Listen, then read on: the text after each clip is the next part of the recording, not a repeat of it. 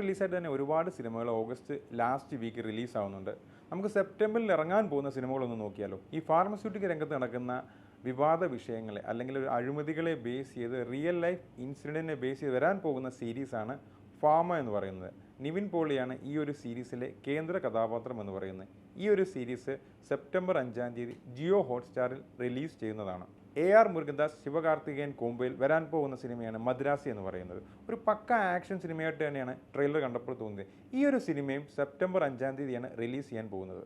ഒരു കാലത്ത് തെലുങ്ക് സിനിമാ ലോകം അടക്കി വാണ്ടിരുന്ന ലേഡി സൂപ്പർ സ്റ്റാർ ആയിരുന്നു അനുഷ്ക ഷെട്ടി എന്ന് പറയുന്നത്. ഒരുപാട് കഥാപാത്രങ്ങൾ ചെയ്ത് ഗംഭീരമാക്കിയിട്ടുണ്ട്. ബാഹുബലി 2-ന് ശേഷം അനുഷ്ക ഷെട്ടി അങ്ങനെ വലിയ സിനിമകളൊന്നും ചെയ്തിട്ടില്ല. 2-3 സിനിമകളെ ചെയ്തിട്ടുള്ളൂ. ഇപ്പോഴിതാ അനുഷ്ക ഷെട്ടിയുടെ കംപ്ലീറ്റ് ആക്ഷൻ ഓറിയൻറ്റഡ് റോളിൽ വരാൻ പോകുന്ന സിനിമയാണ് ഘാട്ടി എന്ന് പറയുന്നത്.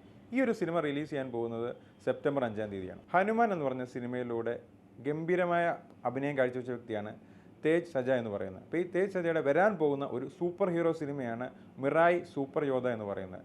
ഒരു സയൻസ് ഫാൻറ്റസിക് രീതിയിലാണ് സിനിമ മുന്നോട്ട് പോകുന്നത്. ഈ ഒരു സിനിമയും റിലീസ് ചെയ്യുന്നത് സെപ്റ്റംബർ 5-ാം തീയതിയാണ്. ഈ സെപ്റ്റംബർ 5-ാം തീയതി തന്നെ റിലീസ് ചെയ്യാൻ പോകുന്ന മറ്റൊരു മലയാള സിനിമയാണ് മോദ എന്ന് പറയുന്നത്.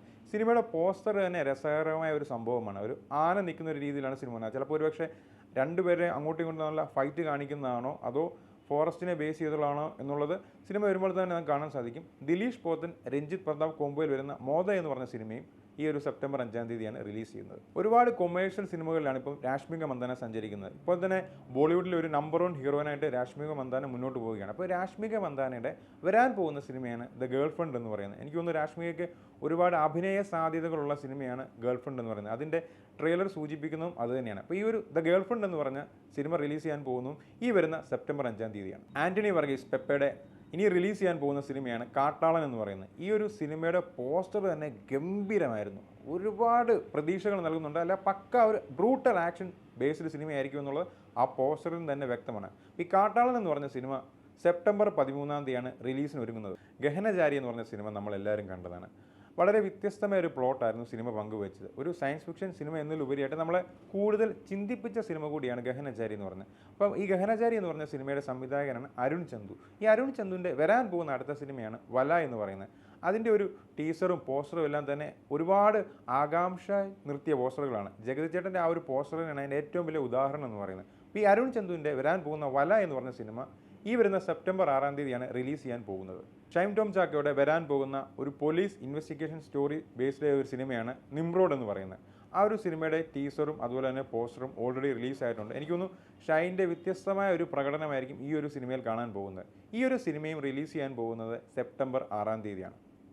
പ്രണവ് മോഹൻലാലിന് ശേഷം ആ ഒരു മോഹൻലാൽ ഫാമിലിയിൽ നിന്ന് അടുത്തൊരു വ്യക്തി കൂടി സിനിമയിലേക്ക് വരാൻ പോവുകയാണ്. മോഹൻലാലിൻ്റെ ഇളയ മകളായ വിസ്മയാണ് അടുത്ത സിനിമയിലേക്ക് വരാൻ പോകുന്നത്.